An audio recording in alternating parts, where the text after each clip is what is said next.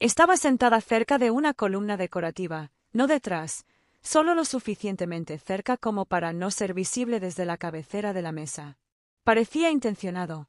La silla se tambaleaba ligeramente, con una pata desnivelada contra el mármol pulido del comedor de la finca Hastings. Me ajusté el pañuelo de seda pintado a mano, el que había hecho durante una tranquila primavera en Asheville. Nadie comentó. Nadie me preguntó cómo había estado. A mi izquierda, mi primo Chase se ajustó los gemelos y le preguntó a Alexandra cómo iba la reforma del apartamento en París. Al otro lado de la mesa, mi hermano Nathan se rió de un chiste que no había contado, y mi madre, Evelyn Hastings, levantó su copa de vino con esa gracia refinada que antaño adornaba las páginas de Southern Living. No me había mirado desde mi llegada. Entonces vino el susurro. Ni siquiera es una Hastings de verdad, murmuró mi madre a alguien a su derecha, tan bajo que pensó que nadie más la oiría. Pero yo oí, y también el abogado sentado a la cabecera. Se llamaba Preston Wessler. Había sido el asesor legal de mi abuelo durante décadas, cabello canoso, voz mesurada, ojos que escudriñaban la sala como un cirujano preparado para una disección. Esperó a que se hiciera el silencio. Nos reunimos para ejecutar el último testamento de Edward Montgomery Hastings, comenzó. Un hombre de profundas convicciones, a veces impopulares. Eso provocó algunas risas educadas. No me reí. Artículo a artículo, el testamento se desarrolló como una obra de teatro. El apartamento de París, como era de esperar, para Alexandra. La finca vinícola en Calisoga para Nathan. La colección de Mercedes para mi padre, Charles. Joyas, acciones, bienes heredados. Todos recibieron lo que les correspondía. Todos menos yo. Me quedé quieta. Había aprendido que, al crecer como Juliet Blake, técnicamente una Hastings, biológicamente, pero emocionalmente una pieza fuera de lugar en su pulido rompecabezas, había elegido enseñar arte en una escuela pública en Asheville, Carolina del Norte. Eso había bastado para exiliarme. Pensé que quizá no me mencionarían en absoluto. Entonces Preston se ajustó las gafas y finalmente dijo: en relación con la participación mayoritaria en Hastings Legacy Group, el patrimonio de Charleston y la cartera de inversiones consolidada valorada en 526 millones. La habitación quedó en completo silencio. Por la presente, lego estos bienes en su totalidad a la señora Juliet Elith Blake. Un silencio más pesado que el mármol llenó el espacio. La copa de vino de mi madre se hizo añicos contra el suelo. Nathan se levantó tan rápido que su silla resbaló por las baldosas. Alexandra emitió un sonido entre jadeo y burla, pero no dijo nada. No me moví. Todavía no. Miré a Preston. Sus ojos se encontraron con los míos con un leve asentimiento. Luego, antes de que nadie pudiera hablar, añadió: hay un mensaje de vídeo del señor Hastings que acompaña a esta cláusula. A petición suya, se reproducirá ahora. La pantalla cobró vida y allí estaba él, mi abuelo, Edward Montgomery Hastings, mirando directamente a la cámara. Si estás viendo esto, comenzó, acabas de aprender algo inesperado. Él sonrió. Me imagino que la habitación está hecha un desastre. No se equivocaba. Y yo no tenía ni idea de lo que vendría después. La voz de mi abuelo se desvaneció, pero su imagen permaneció congelada en la pantalla, calma, intencional, antes de que sonaran las siguientes palabras. Mi mente ya se había ido a otro lugar, a la primera vez que me di cuenta de que era invisible. Yo tenía 12 años. Alexandra acababa de ganar un concurso regional de debate y había una cena de celebración en la finca. Mi madre había encargado un pastel personalizado con la cara de Alexandra impresa en oro comestible. Yo había hecho una tarjeta, pintada a mano.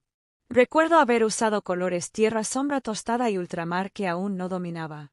La coloqué en el asiento de Alexandra. Cuando empezó la cena, la tarjeta había desaparecido.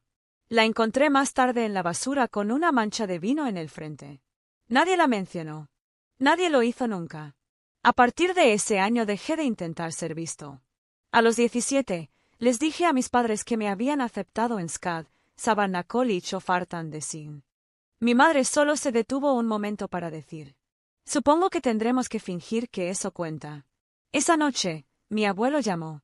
Solo él. Sin pretensiones. No esperes sus aplausos. Joyas, dijo. Nunca aplaudirán por lo que no entienden. Fue la primera vez que me llamó así. Joyas. Él vino a uno de mis exposiciones estudiantiles. No lo anunció. Solo supe que había estado allí porque alguien dejó una nota manuscrita escondida detrás del marco de mi serie de acuarelas, la de la puerta rota. Pura verdad. No la arregles. Nunca dijo que era él. No hacía falta. A los 20 y pocos, me mudé a Asheville, di clases en una escuela secundaria pública y empecé a dirigir programas de arte comunitario para personas mayores.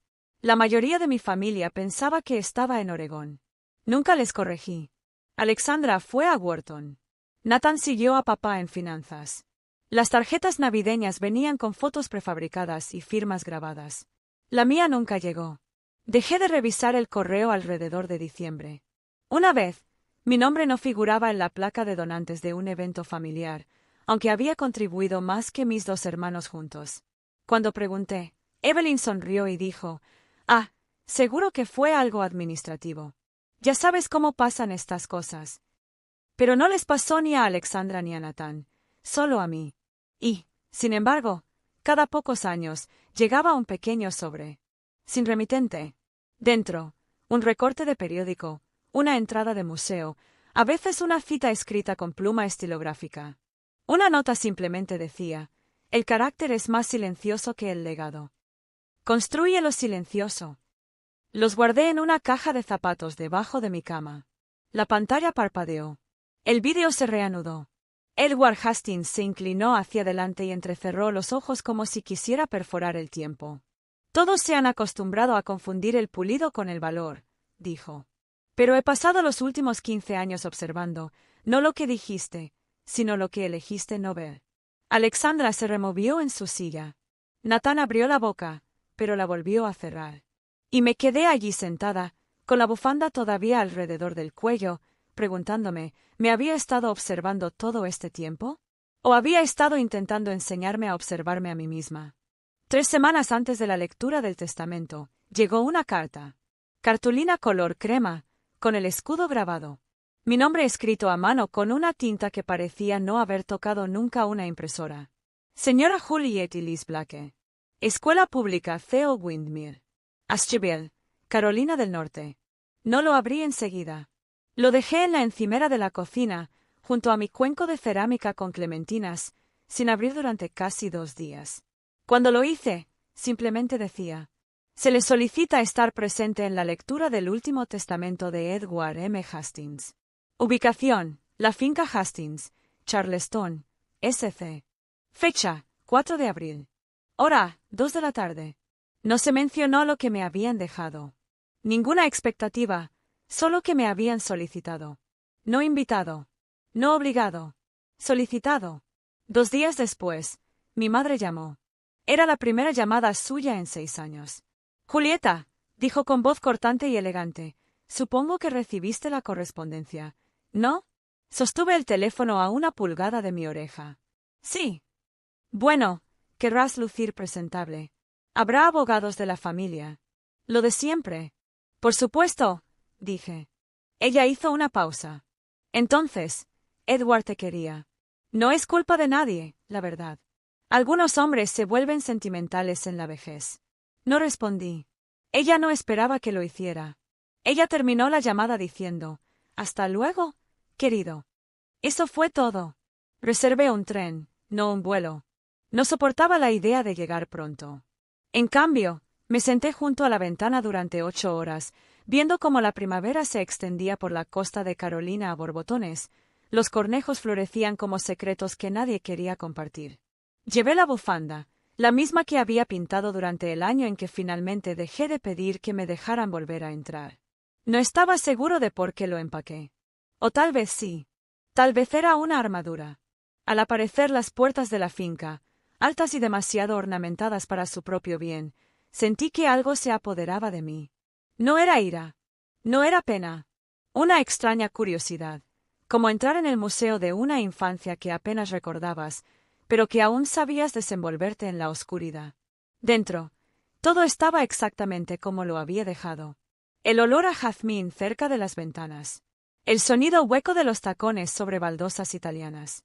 La forma en que todos se saludaron unos cuantos decibeles demasiado fuerte, como si intentaran sonreír para contrarrestar la tensión que había en el aire. Nadie me saludó. Pero claro, nadie me dijo que me fuera, así que me quedé. Tomé asiento junto a la columna y esperé para descubrir por qué. Los primeros 45 minutos de la lectura del testamento transcurrieron como una obra de teatro mal dirigida. Todos fingían no anticipar su momento, pero miraban de reojo a Preston cada vez que inhalaba. El apartamento de París, de Alexandra, Por supuesto, el viñedo de Calisoga fue para Nathan. Naturalmente, la colección de platería fue para mi padre, Charles. Y las joyas fueron para Evelyn, acompañadas de una nota escrita a mano por su abuelo que decía, para guardar las apariencias. Se oyeron algunas risas forzadas.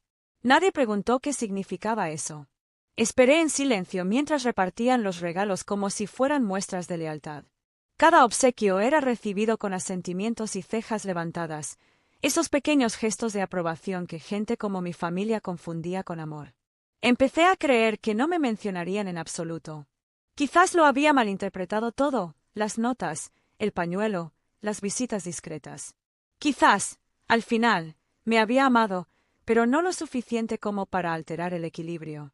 Entonces Preston se ajustó las gafas y finalmente dijo, respecto a la participación mayoritaria en Hastings Legacy Group, la propiedad de Charleston y la cartera de inversiones consolidada, valoración total, $526 millones. Se contuvo el aliento. Estos bienes quedan legados íntegramente a la señora Juliet y Liz Blake. El silencio no fue inmediato. Necesitó un momento para asimilarse. Entonces la copa de vino de Evelyn se cayó. El tallo se rompió antes de tocar el suelo. Nathan se levantó tan rápido que su silla raspó las baldosas y chocó contra una pata de mármol. Alexandra parpadeó una vez, 2 veces y luego se giró bruscamente hacia Preston. Mi padre no se movió, pero su mano se apretó alrededor del borde de la mesa, con los nudillos blancos. Todas las miradas se volvieron hacia mí. Permanecí inmóvil. Había aprendido el poder de la quietud en una familia adicta al espectáculo. Preston se aclaró la garganta. Hay una instrucción adicional. A petición del señor Hastings, se reproducirá un mensaje grabado. Un miembro del personal atenuó las luces. La pantalla volvió a parpadear. Allí estaba mi abuelo. Estaba sentado tras su viejo escritorio de roble, aquel con patas de león talladas y compartimentos ocultos. La iluminación era tenue, como si ya hubiera imaginado cómo se sentiría. Si estás viendo esto, dijo, acabas de descubrir algo inesperado. O quizás no. Él sonrió levemente. El legado, según he llegado a comprender, no es lo que dejas en dólares, sino en decencia. Y la mayoría de ustedes, sus ojos parecían recorrer la sala, han confundido la elegancia con los principios. Evelyn se removió en su asiento. Mi padre exhaló por la nariz. La expresión de Alexandra permaneció inmóvil. En los últimos 15 años, he observado, continuó, no sus métricas comerciales, sino sus decisiones, pequeñas y silenciosas. Comenzó a enumerarlos. Como Evelyn se había negado a brindar apoyo sanitario a la familia de la ama de llaves después de su diagnóstico. Cómo Charles enterró una pérdida de 7 cifras utilizando una empresa fantasma en Bermudas. Cómo Nathan había resuelto discretamente una demanda por acoso sin admitir jamás la culpa. Naturalmente. Cómo Alexandra obligó a un denunciante a abandonar el brazo filantrópico después de que éste saliera en los periódicos. Nadie interrumpió. La habitación estaba calcificada. Y Julieta, dijo finalmente, volviéndose hacia mí. Se me cortó la respiración. Ella nunca pidió un lugar en esta mesa. Se construyó el suyo. Se inclinó ligeramente. El carácter no se desarrolla. Persiste. Luego el vídeo terminó. Por un momento, nadie habló. Y entonces Alexandra hizo la pregunta. No podía creer que aún tuviera el valor de preguntar. ¿Es esto discutible? Preston parpadeó. ¿Legalmente? No. Edward se aseguró de que todos los abogados revisaran las modificaciones. La estructura del fideicomiso ya está implementada. Otro silencio. Me quedé allí sentado, en la silla junto a la columna, preguntándome, ¿de verdad había sido el plan desde el principio?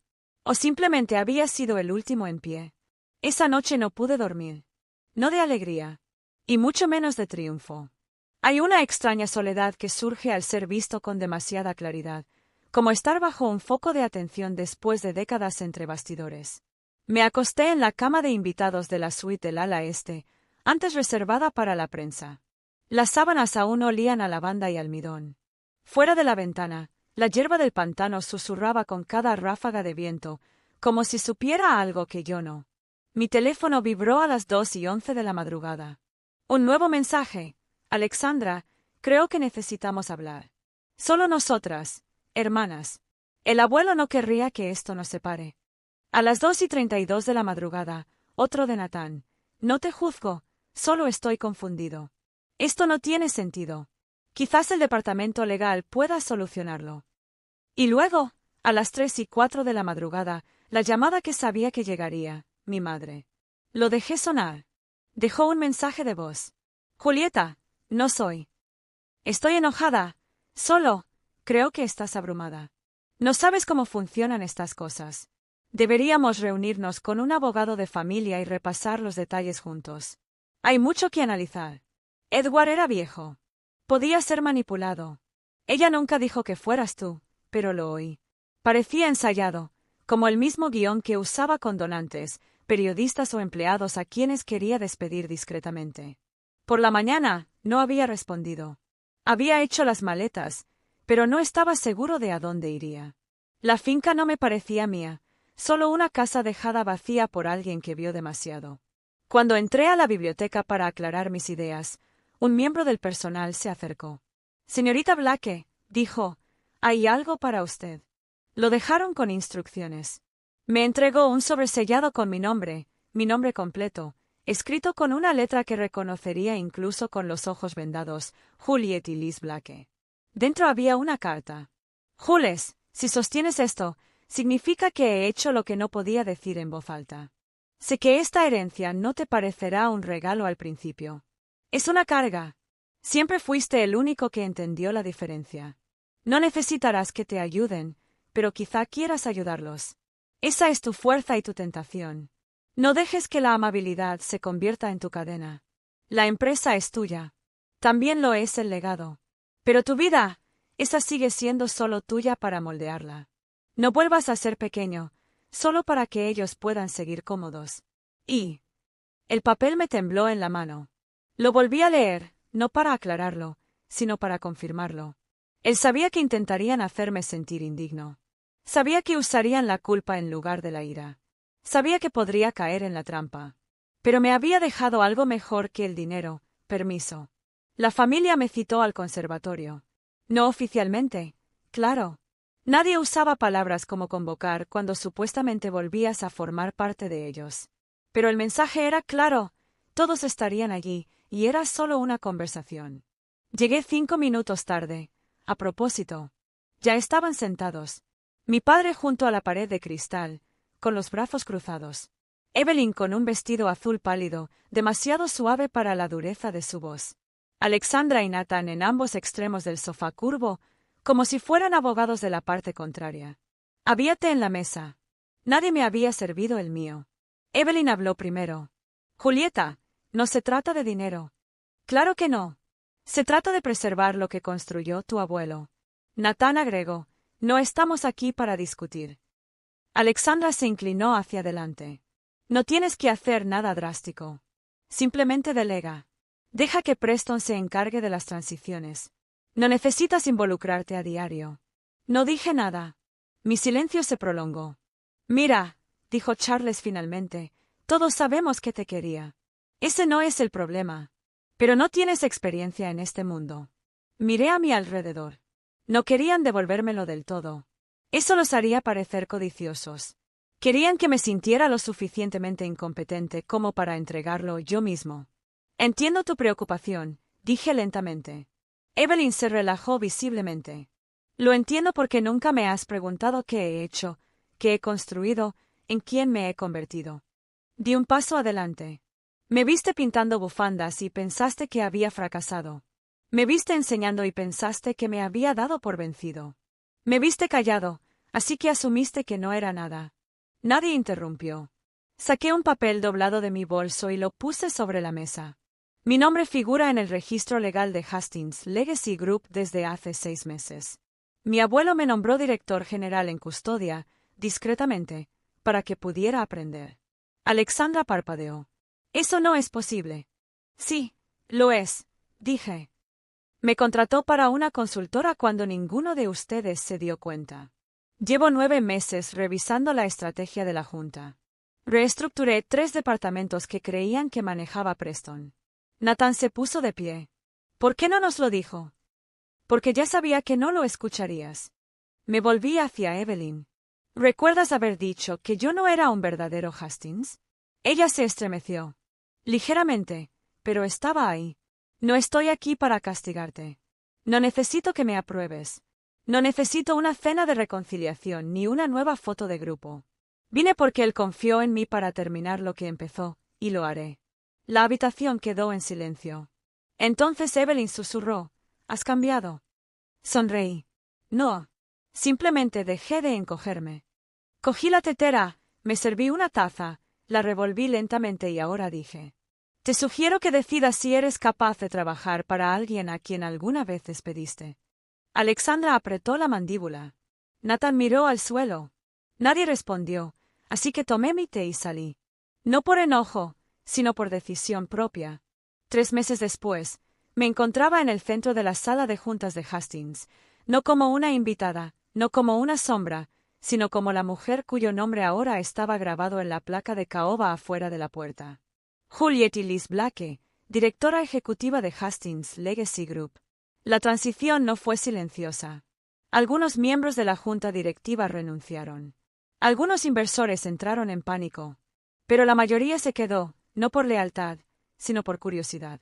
Querían ver qué haría la hija fantasma de la familia Hastings con el imperio que se suponía que nunca debía tocar. No quemé nada. Reestructuré la rama de la fundación, restablecí el programa de denuncia de irregularidades y dupliqué el salario del personal de apoyo. En nuestra primera gala de prensa, no invité a Evelyn, Charles, Alexandra ni Nathan. No para castigarlos, sino para que su silencio hablara más fuerte que todas sus palabras.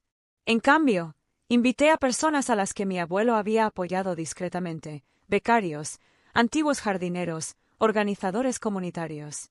Algunos de